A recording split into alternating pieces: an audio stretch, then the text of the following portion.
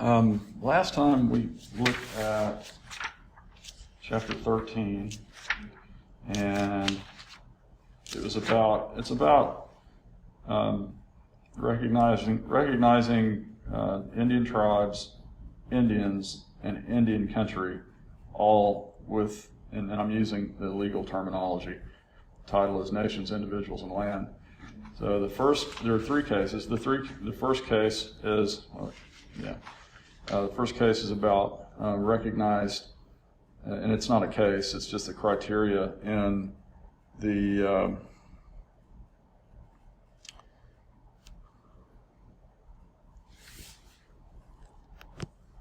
it's the criteria used by the federal government in determining federal recognition of an Indian tribe who applies for it. And you can read through those. It's essentially a set of boxes to check. They're not very difficult. I mean, they're not very easy to get through, though. The other one, the case about an individual Indian identity, U.S. versus Cruz, is about law enforcement. And this is a relatively recent one. It only went to Circuit Court of Appeals for the 3rd District. But in this case, what was going on was there was an individual charged with assault and battery, and he was trying not to be charged in federal court because he didn't want to be considered an Indian. Or in order to not be charged in federal court, he wanted to be considered something other than an Indian. And so he was running away from his Indian identity. And we talked earlier about the individual in Nebraska, in Omaha, Nebraska, who attempted to rescind his tribal identity and to become a United States citizen. He wasn't able to do that because of the dependent status of Indian tribes, and he's born into an Indian tribe before there's a national United States identity. Well, in U.S. versus Cruz, pretty much trying to define himself outside of an Indian tribe so that he's not subject to federal law. And is largely unsuccessful. It brings up something called the Bruce test, and the Bruce test comes from a case including something called Bruce. But essentially what happens is the Bruce test had created sort of a two-pronged test based on, number one, blood quantum. You can really see that. Based on blood quantum and membership within a federally recognized tribe. And this individual he had tribal ancestry or heritage in two different tribes, one of which was a United States federally recognized tribe, but the other one was a Canadian First Nation. So they weren't exactly, hi, good morning. We're just kind of doing a review. The other one,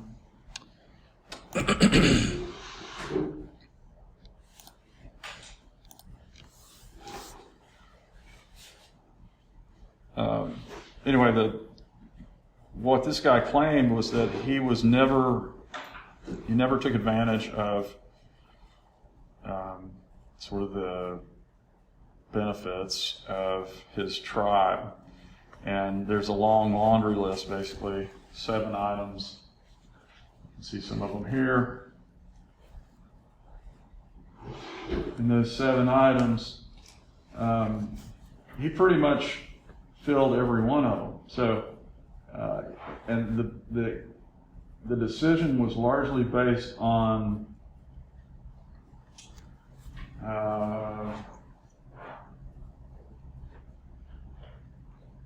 whether or not he was, the decision largely depended on the second prong. So obviously he had blood quantum, but he tried to make points about each one of these that he was not any of these. So he says he's not an enrolled member of the Blackfeet tribe, but he does have descendant status. So he is enrolled. And then Cruz has never taken advantage of any benefits or services. Well, he actually may not have, but the benefits and services to which he is entitled as descendant is a federal thing. So he did go to school. He did live on the Blackfeet reservation for a time. And he was subject to criminal prosecution. So he actually, basically what the court says is that that he clearly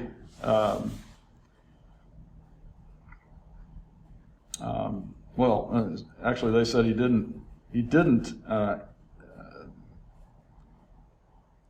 did not satisfy all of these factors. So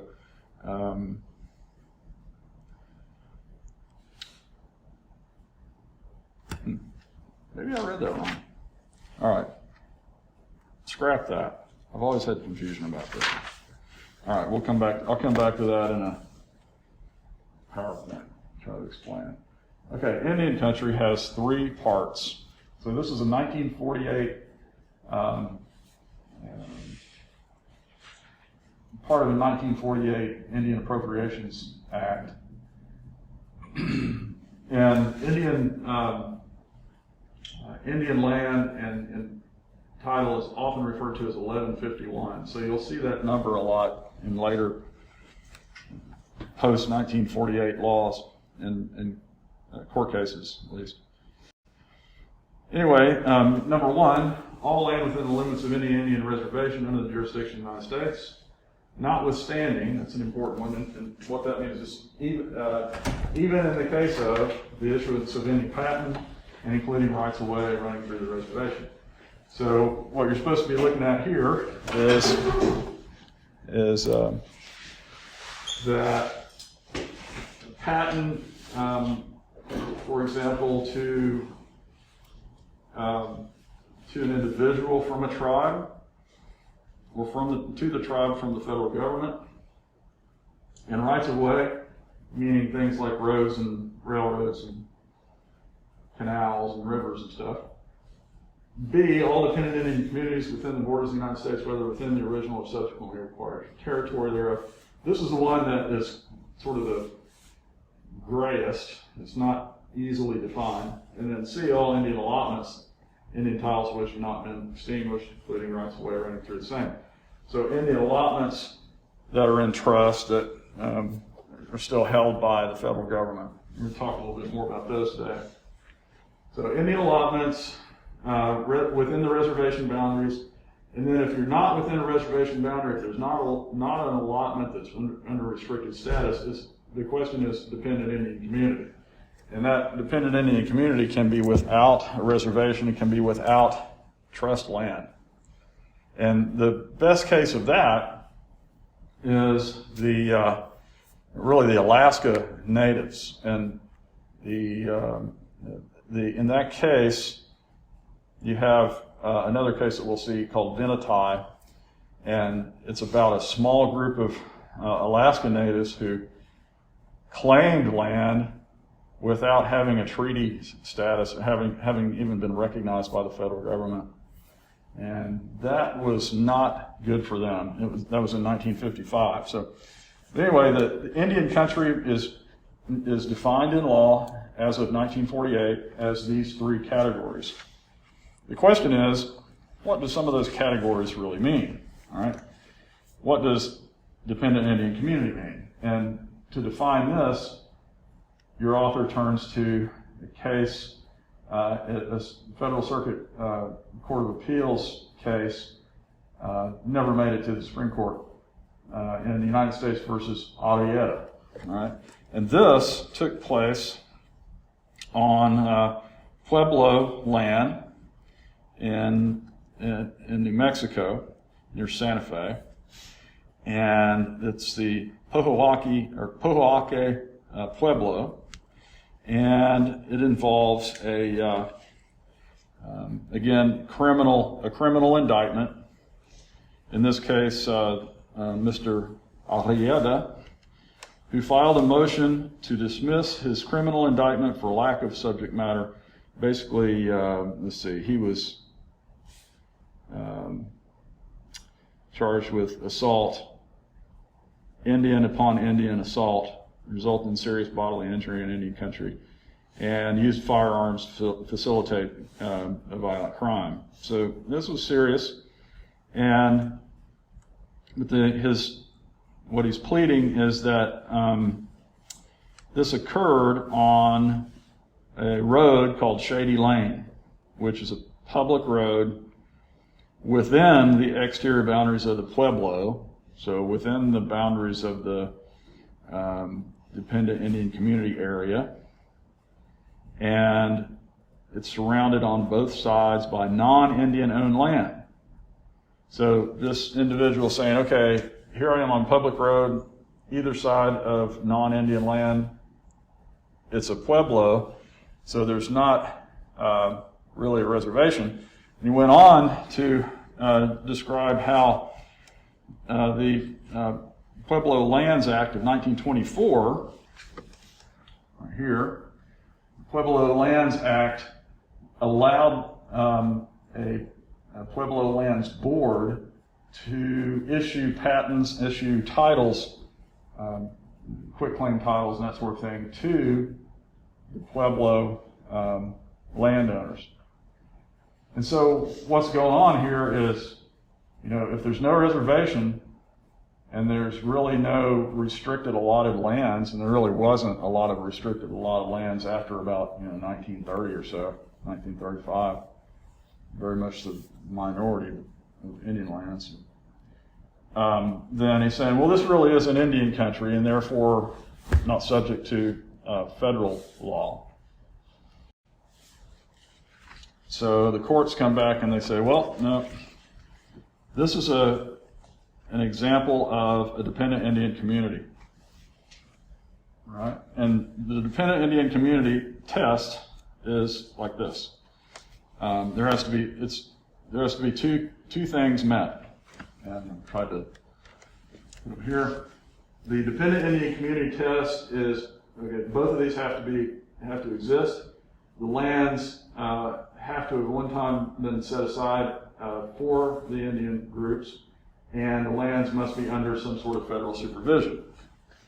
So the explanation is that even though you have a public road that's maintained by the state of New Mexico rather than the tribe or rather than the federal government, and even though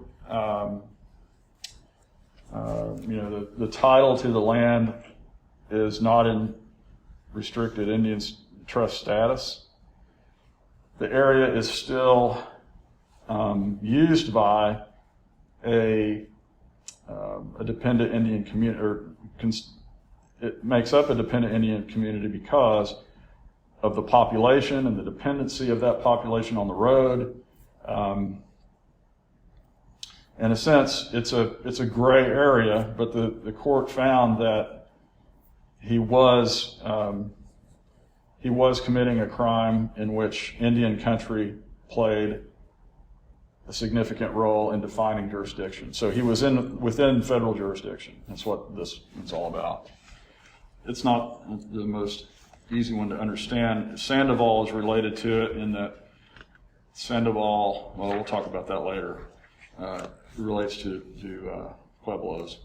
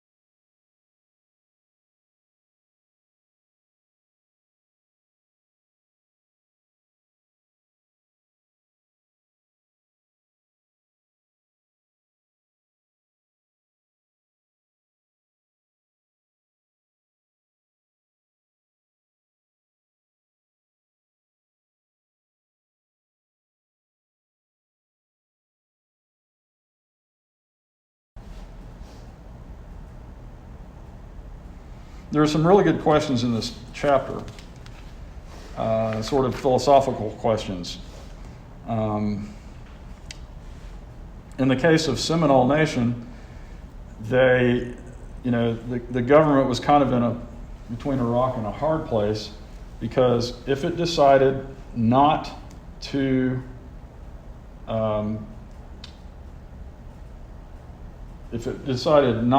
follow up on this case, or decided against it, then they would be sort of guilty of paternalism. If they did, then it would, I said that in reverse.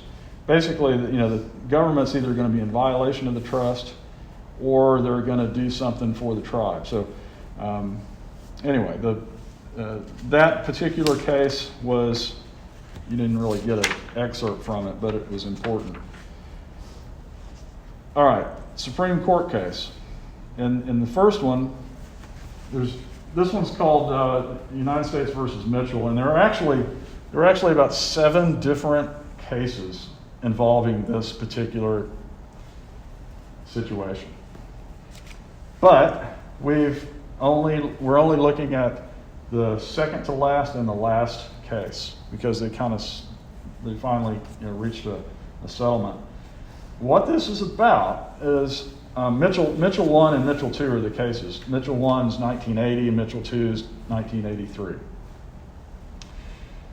This claim had started off in the United States Court of Claims, and it went back and forth because and it involved actually a group of Indians who were Allottees, and then basically an association of Allottees of the Quinault Indian Reservation in Washington State, northwest Washington State. All right, so a lot of this, especially Mitchell 1, has to do with the General Allotment Act. Okay, so this case determines a lot of sort of the definitions of the reasoning and the purpose of the General Allotment Act. Well, I kind of thought we already knew that, right? What was the purpose of the General Allotment Act? What did it do? It distributed lands from reservation, from common held property, to individually held allotments. And then after a time, those allotments, it was intended, would be turned over in fee simple. Now, that period between the designation of allotment and the receipt of a patent from the United States, that's a fee simple patent, that period is known as what? You remember? For most tribes allotted under the General Allotment Act, it was 25 years. A 25-year period of restrictions, okay? A restriction upon alienation. And I've made a lot about that, because restricting the land and not allowing it to be sold, number one, was paternalistic, and the whole intent was that, one intent was that it would be with that individual for 25 years. But the primary reason was, according to the government and according to this, the primary reason was to keep it from being included on the state tax rolls. So if that allotment was issued and for 25 years it was not on the state tax rolls, then that was considered a long enough period for the allottee or descendants of the allottee to build a farm, or at least to learn how to farm, or at least to utilize the land in the sense that non-Indians utilized the property ownership, or utilized property. So the restriction period is what's at stake here. And in the United States, the case began with the United States Court of Claims and this group, Quinault Group, petitioning the United States Court of Claims saying that the federal government owed them money for the timber that it took off of their individual allotments. Okay, so these allotments are held in trust, they're restricted allotments. The land is essentially Douglas fir and spruce and heavy timber, very heavy timber, that's utilized by the, well, it's actually being sold by the Forest Service, and at least on Indian land, it's going to be managed and sold by the Bureau of Indian Affairs Forestry Division. Okay, didn't even know that existed. So the Bureau of Indian Affairs, along with a lot of other federal agencies like the United States Forest Service, which is the Department of Agriculture, the Fish and Wildlife Service, also Department of Interior, the General Land Office, or the Bureau of Land Management, BLM, the National Park Service, all of those federal agencies have lands where there is timber to be managed. The National Park Service, it's usually not logged, but all the rest of them, there's usually some kind of timber that's being sold off of that public land. So in this case, you have the Bureau of Indian Affairs selling timber from these lands that have been allotted to Indian tribes. Now, a lot of those allotments were not, most of the allotments were not inhabited, they were just owned, okay? So the Bureau of Indian Affairs is selling the timber to private firms, and then taking that money and putting it back into the Bureau of Indian Affairs account for the tribe to manage their affairs. So basically it's attempting to manage that trust by investing and selling and so it might be selling that timber, but then it'll take the funds and place them back in some sort of investment of some sort so that it grows the asset. And then those would be distributed at some point for the use of the Indian tribe. Well, the Quinault tribe finds out that the Bureau of Indian Affairs Forestry Division is selling timber at a rate lower than the market rate, and has been for years. So basically the tribe, the allottees, are not getting their market value of the timber that's on their property. Okay? So they claim that the federal government is shirking its fiduciary duty. It's not living up to its fiduciary duty. So they're suing, they sue in the Court of Claims for the loss of the timber, and then also the interest on the loss of that money. Well, they lose, I think, at the district court level. They appeal at the Circuit Court of Appeals level, and they win. And then the United States comes back and appeals to the Supreme Court. Okay, so this is why it's United States versus Mitchell. Okay? And initially, the Mitchell group, they were the ones starting all this. So in the United States versus Mitchell, the first case, Mitchell number 1. Let's see here. The Department of Interior appeals to the Supreme Court. And the Supreme Court opinion on this was that basically what it did was it came down to this.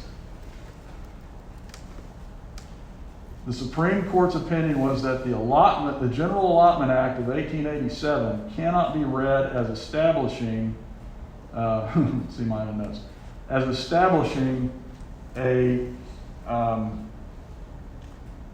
trust obligation to the tribe or to even individuals. And the reasoning for that, and this is Chief Justice, or not Chief Justice, but Associate Justice Thurgood Marshall that does this one. he says that, okay, the United States, the General Allotment Act itself did not create a situation in which the federal government had a trust obligation to those individual allottees. Why? Because the purpose of the General Allotment Act was to distribute individual property to individual Indians for farming and ranching. Okay, isn't that crazy? So this reservation was in the Pacific Northwest, in the Olympic Peninsula of all places. It's very mountainous and extremely heavily timbered. And there really wasn't any farmland, but they had a reservation in the woods, and so they divided up these allotments, and they weren't even very big. They're like 80-acre allotments, and the tribe then, had that as their sort of timber assets, timber to be sold. The federal government manages it, sells the timber for the benefit of the tribe, the benefit of the individual Indians. But the individual Indian folks say, that's way too little, etc. And they also make a claim that, the federal government is the General Allotment Act forced the tribe to allot. We didn't want to do this, but we had to. So now the federal government's basically stealing our assets.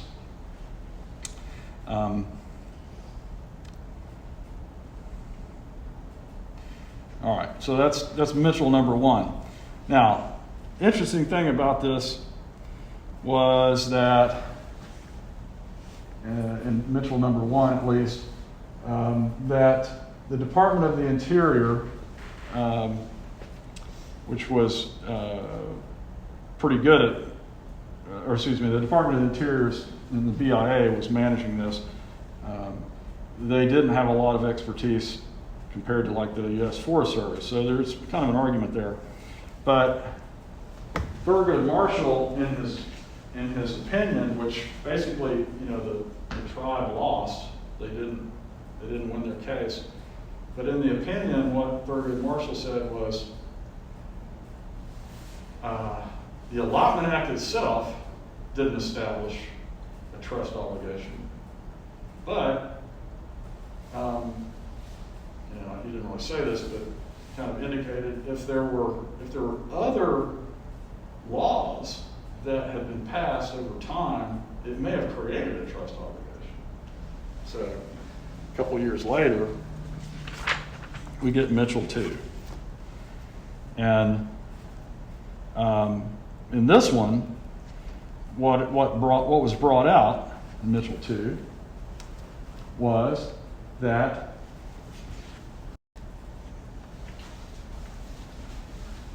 the federal government had, between 1887, or at least between the allotment of the tribe, of the reservation, and whenever this was happening, the federal government had passed different, the Department of the Interior and the Bureau of Indian Affairs Forestry Division had established different policies. And those administrative rules within the Department of the Interior strapped more and more responsibility on managing forest for sustainable use, in the form of the most sustainable, or at least the optimal use of the property. So basically what happened is the federal government administration agencies created more and more stringent rules, which they then violated, okay? And so even though the allotments, the allottees weren't even knowing about this, because of changes within the agency, that created, those changes, those administrative rules, created a situation in which there was a greater and greater trust obligation. So Mitchell 2, I think, is really, really interesting because the United States Supreme Court says, well, when the federal government's agencies change their own rules to have greater and greater stringency, and if they're not following those rules, then yeah, you are losing something, okay? And that's exactly what happened. In this case, they won Mitchell 2. The tribe did. So it was, and the name is the Division of Forestry and Wildland Fire Management of the Bureau of Indian Affairs. So even though allotment did not create a trust responsibility, later statutes and later administrative rules actually did create a greater trust responsibility, and that got formalized into something called an ETO, an enforceable trust obligation. So enforceable trust obligations can arise. And we'll see more of that in later laws associated with water rights. So water law is affected by this, as well as timber and other natural resources are affected by it. Okay. Black Hills, or United States versus Sioux Nation. This is a very long example, very long treaty, or a very long case. It's a Supreme Court case. And it involves the United States Congress abrogating a treaty. It involves a treaty that is considered to be illegal by the tribe. And it's kind of like the Cheyenne-Arapaho Treaty, where there was a requirement of 3/4 of the adult men of the tribe had to vote for not allotment, but giving up land. And so this was, without going into the case itself, the story of the case, there was an agreement in 1877 that everything's pretty much based on. And 1877 is after the Fort Laramie, the Second Treaty of Fort Laramie, which is 1868. Remember that one? And then it was also after a treaty from 1874, I think it is.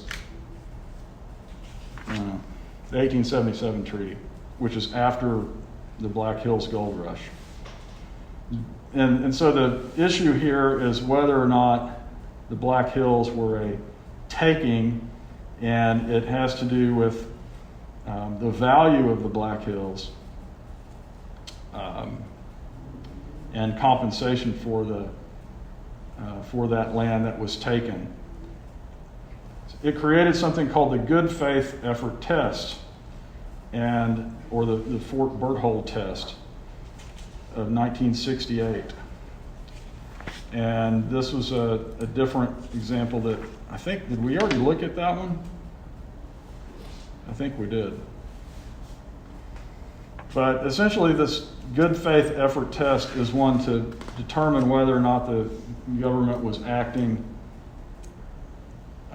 in a fair light.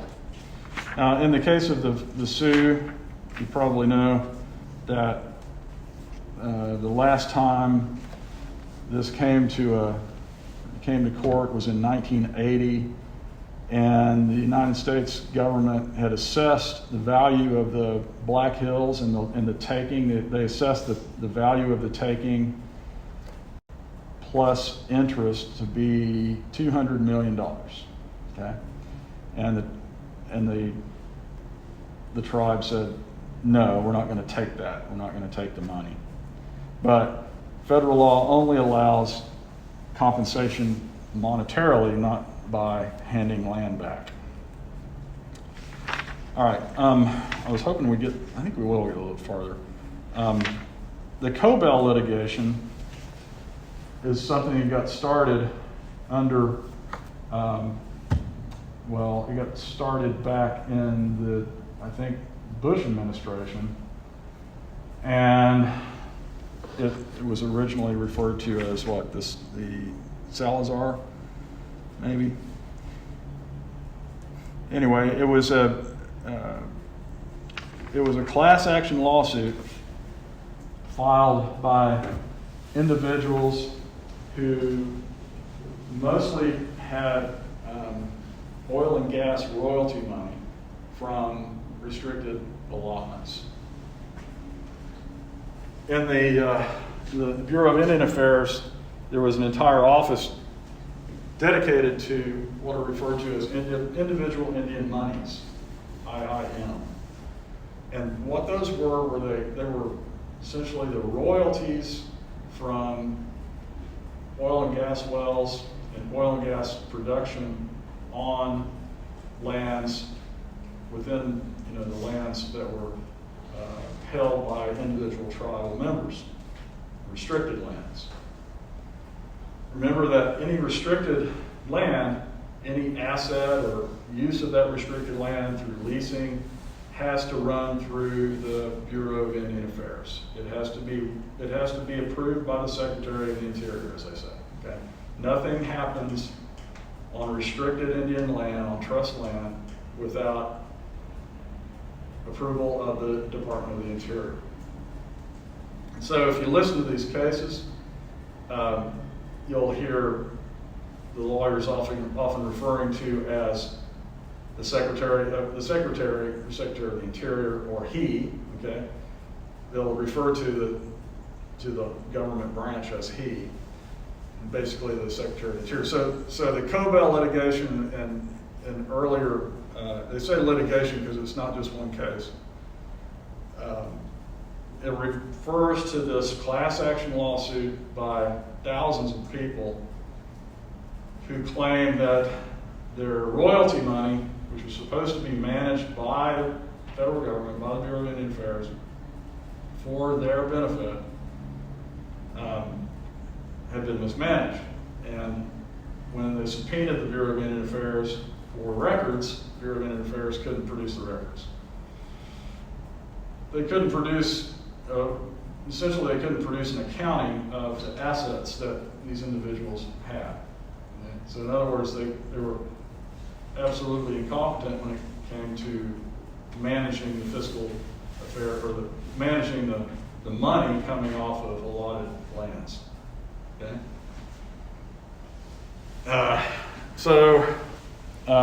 There's an enormous amount of money that's administered by this individual Indian Money's office.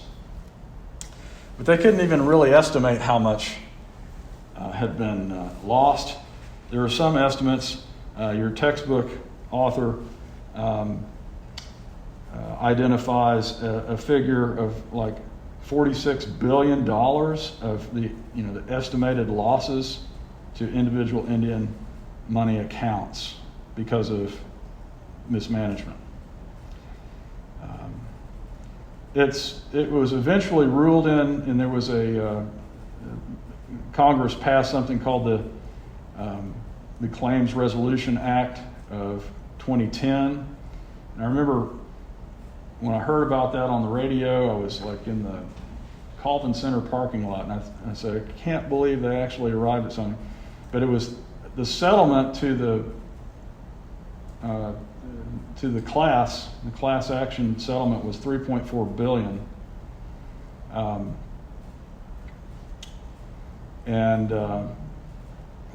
The lawyers got a lot of that, but this was nowhere close to the estimated amount that they think they actually lost. So anyway, the Cobell litigation was sort of the ultimate in federal failure to live up to the trust obligation. Okay?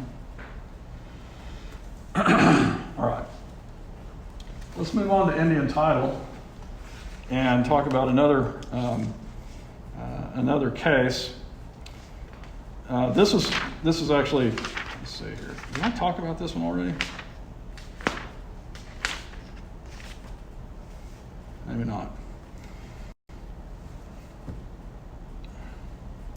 this particular chapter is land number 1, Indian title. Land number 2 is on the phenomenon of diminishment and disestablishment, which we've talked a little bit about in here.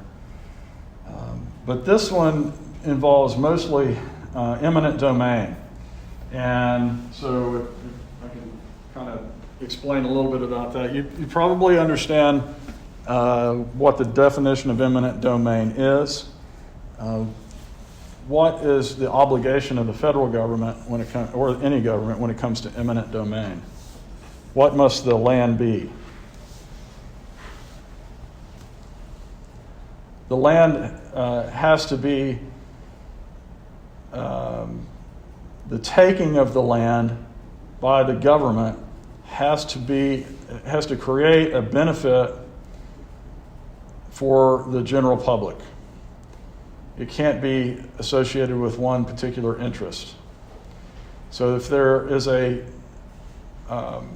cause to take lands, then that cause has to be very, very well substantiated. Number 2, according to the United States Constitution, when the government takes land from individuals, then it must compensate those individuals for that land at fair market value.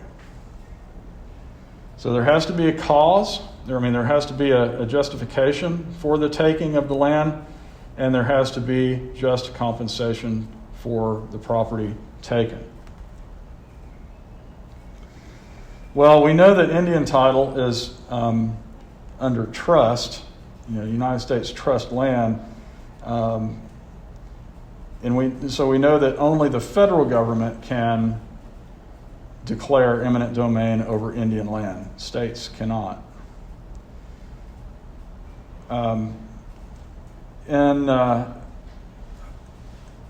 In this case, what we're going to see is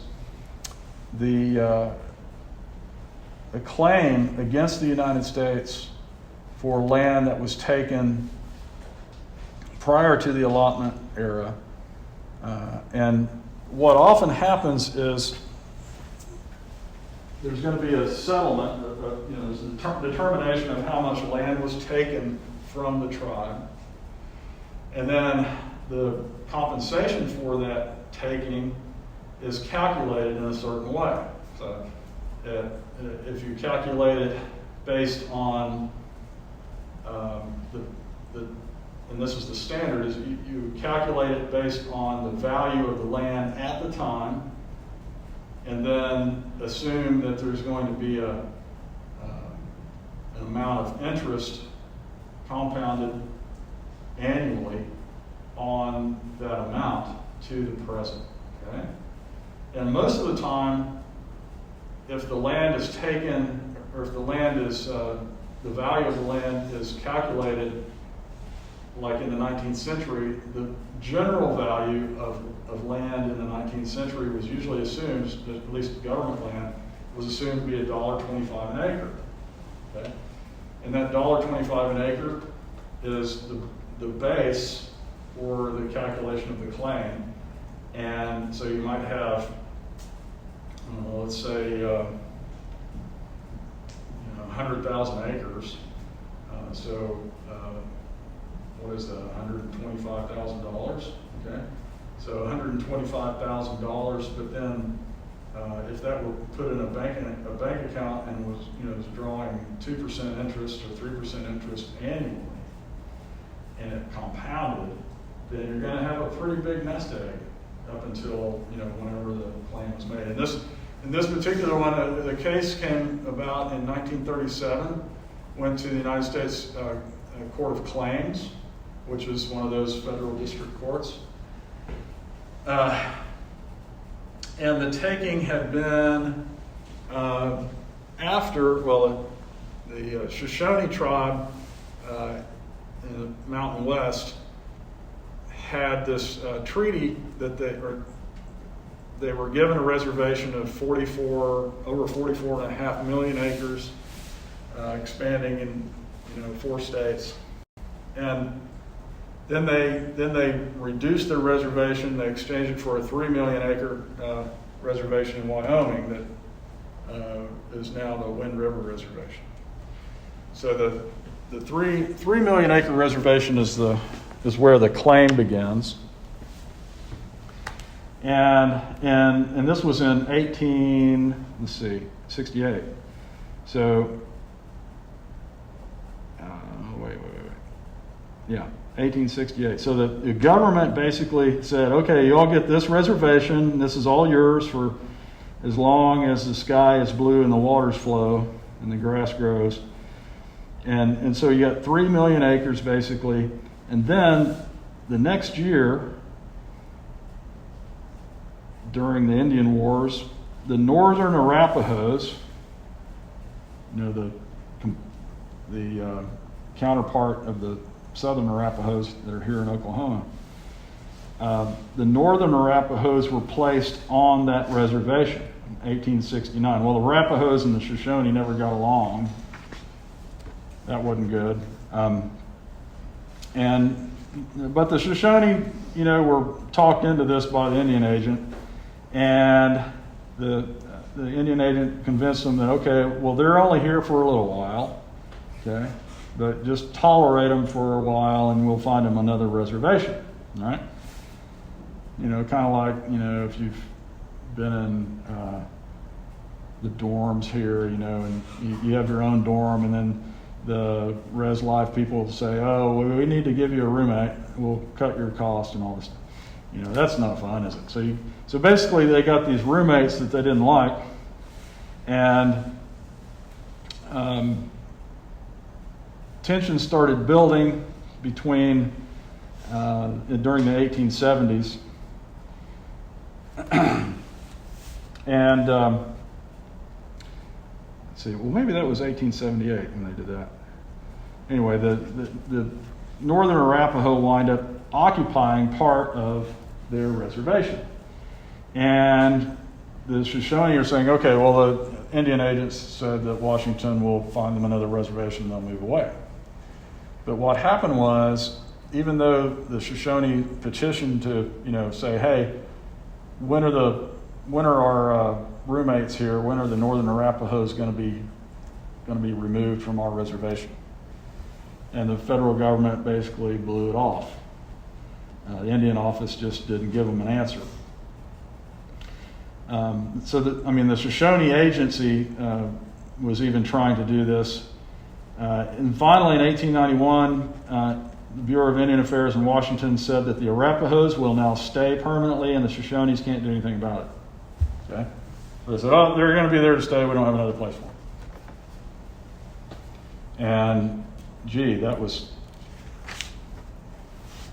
There wasn't any writing. There wasn't anything broken. It was all, just kind of a verbal agreement. So the Shoshone said, okay, well, in 1927, they're saying, okay, they've been here for like 30 years, and if you would please, or 40 years, if you would please, 50 years, right? If you would please, we'd like to be compensated for the value of the land that they have on this reservation, and we'd like that calculated with interest over the previous 50 years or whatever.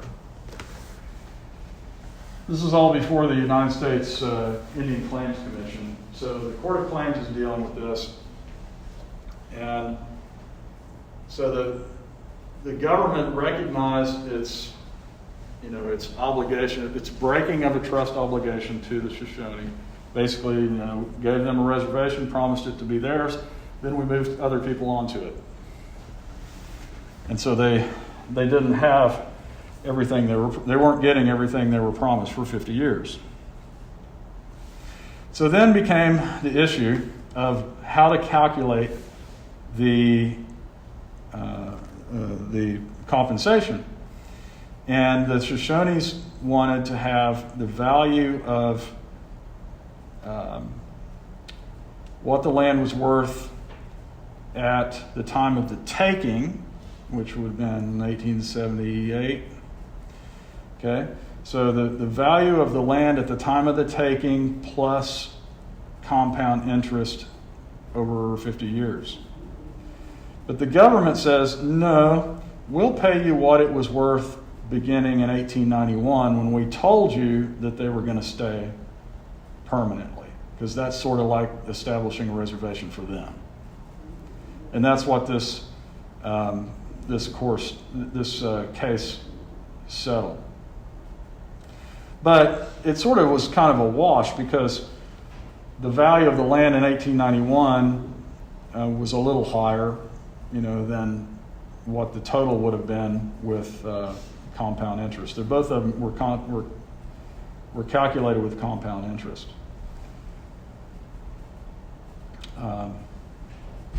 And the lessons of this, the other lessons of this generally, is that government inaction was the problem. So the violation of trust was the federal government not doing something to correct a problem that it had created for the tribe.